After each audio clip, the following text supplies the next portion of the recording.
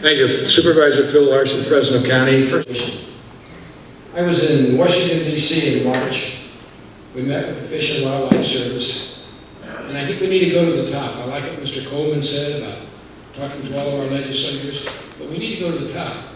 And the Fish and Wildlife Service stated to our COG group that was there, we're tweaking the Endangered Species Act. It's going to be better for you in California.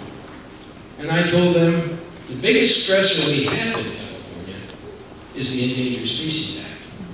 And the problem is, when you start tweaking it in Washington, D.C., it becomes a problem. And the biggest challenge we have in California, in industry and agriculture, is the Endangered Species Act. And until we work with our legislators, Mr. Costa's here today, Jim, you need to talk to those people. You need to kind of explain it to them. Like my friend from Oklahoma once said, Phil, you got to explain it to them. And I think that's the way it needs to be done.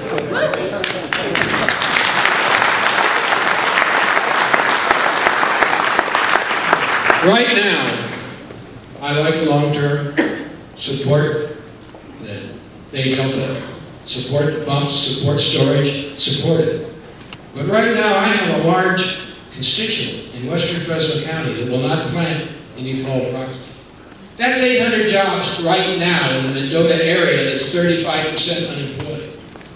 I've talked to other people that said if they get zero allocation next year, there will be no summer crops planted. Tomatoes, onions, broccoli, cauliflower, cotton, corn, name it. I've got a crop duster over there who says I got 3 big airplanes and a helicopter. If we don't have summer crops, I don't fly.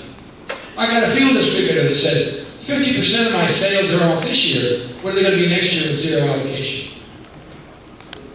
And I would like to correct one other thing. I know Dr. Castro is very smart. We are an import county, but we're all an export county. Where does the water from Friant go? Down the Friant-Kern Canal. Where does the water from Pine Flat go? Also to 29 districts outside of the county of Fresno. Mr. Jacobson, am I wrong? Anyway, that's where we are. We need to work with our legislative officials. And I still say the biggest stressor in California is the Endangered Species Act, and it needs to be changed.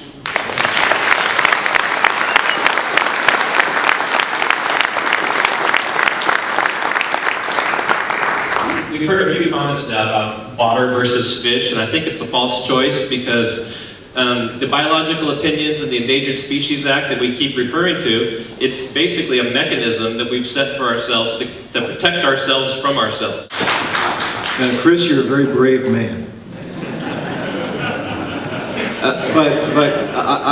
I'm sorry. I'm going to take off my hat as the general manager of Westlands Water District and speak just as an individual. You're just wrong. You're absolutely wrong. The way the Endangered Species Act is being applied today gives absolutely no consideration to the effects that it has on human beings. In 1973, when the Endangered Species Act was passed, I cannot imagine one member of Congress who would have said, we're going to put people in a food line because we want to protect a fish that is smaller than my little finger. In fact, immediately after the Endangered Species Act, there was a fish that was going to prevent the construction of Tellico Dam, and Congress said, heck no, we're not going to do that. We're going to let that species go.